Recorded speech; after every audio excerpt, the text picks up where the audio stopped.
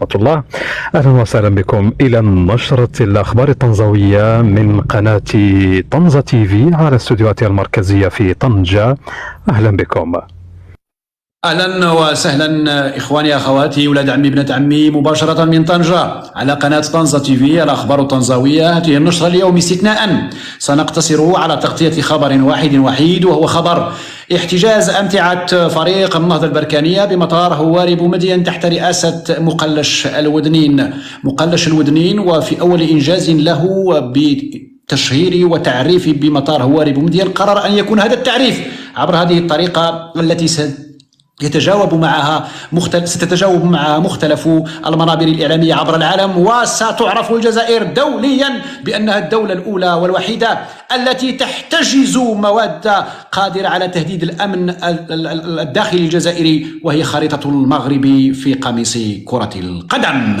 معنا من هناك من مطار هواري مقلش الودنين الرأي المغربي مراسلنا في البداية، هل من أخبار على يعني عودة أعضاء الفريق أو دخولهم أو مستجدات بهذا الخصوص؟ السلام عليكم ورحمة الله، تحياتي لكم جميعا الأخوة الكرام وأهلا وسهلا بكم. حقيقة اهتزت الدولة الجزائرية من خلال صحافتها وإعلامها ومؤثريها وأيضا مغرديها من المرتزقة على مستوى الدول العربية الأخرى بسبب خبر وحيد وأوحد، ألا وهو دخول النهضة البركانية، الفريق الذي هز دولة الجزائر من ساسها إلى راسها بسبب دخوله بقميص يحمل الخريطة المغربية وبها الصحراء الغربية، العقدة الأبدية لنظام الزريبة في الجزائر. وكما أقول فقد احتفلت الصحافة الجزائرية بإنجاز رئيس أو المدير أو المسؤول الأول عن المطار الهواري بومدين مختار المديوني مقلش الودنين، والذي استخدم أذنيه ونيفه الطويل في إيجاد قميص نهضة بركان. وأيضا الأخبار المتداولة أن المسؤولون الأمنيون في الجزائر طالبوا مسؤولي نهضة بركان بوضع ملصقات أي تيكت لتغطية الخريطة بسبب ما تسببه من مغص وآلام حادة على مستوى المعدة وصداع في الرأس وارتجاج في المخ وسيلان في أسفل السروال. وبسبب ذلك طالبوا منهم وضع ملصقات على الخريطة حتى لا تتسبب هذه الخريطة بأي من الأعراض السابقة الذكر للمسؤولين الأمنيين وأيضا الجماهير الجزائرية. فيما هرب مسؤول اتحاد العاصمة من المطار مباشرة بعد أن تم تقديم باقة من الورد بسبب تدخل المسؤولين أمنيين وعسكريين مرسولين من طرف نظام شنقريح البوال.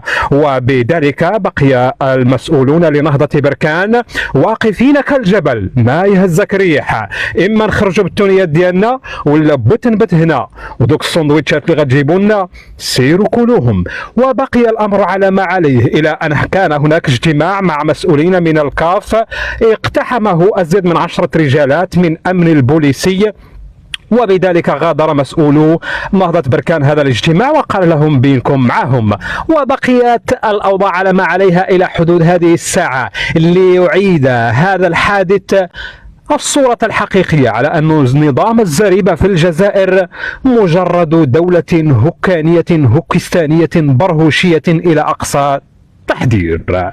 فيما ما زال المغردون المغاربة يركبون الموجة ركوبا شديدا ويضربون الطر لأصحاب طاوة طاوة وغيرهم.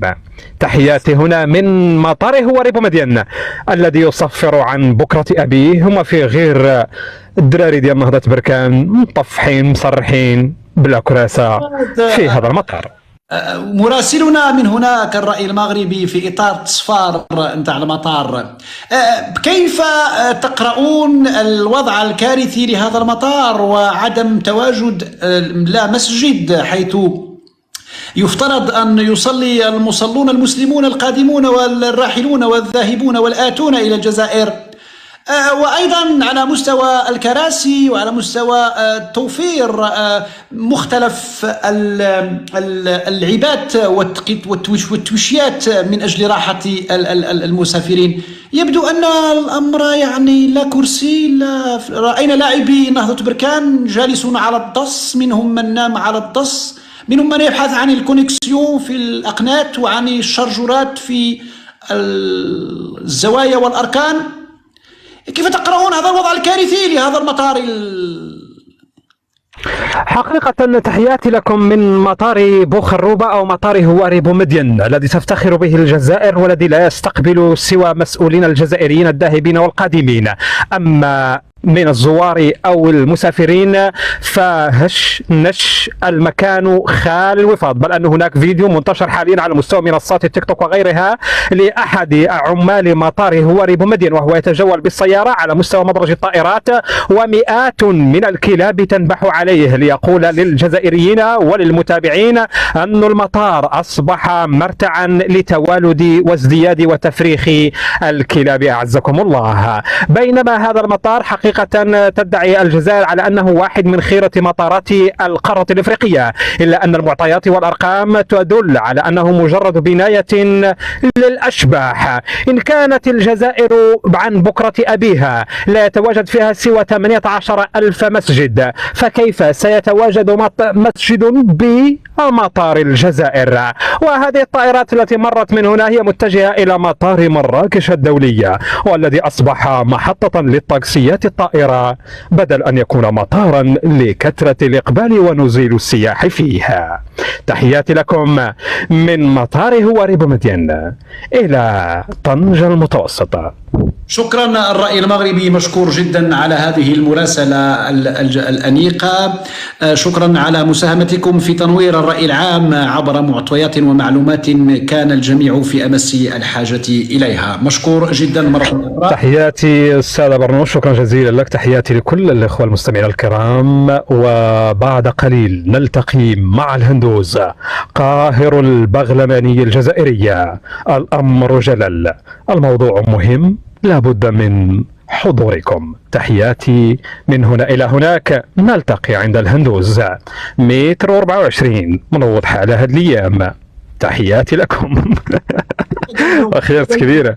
قال لهم متر 24 وملي كندير السبرديله متر 35.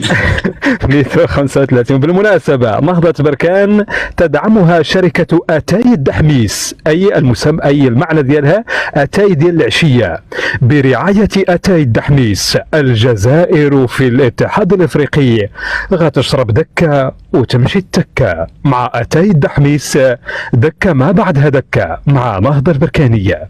وخيرت كبيرة. شكرا الرأي المغربي. تحياتي لك أيها الأنيق النبيل الأصيل. دمت في خير الله وحفظه، في خير الله وحفظه.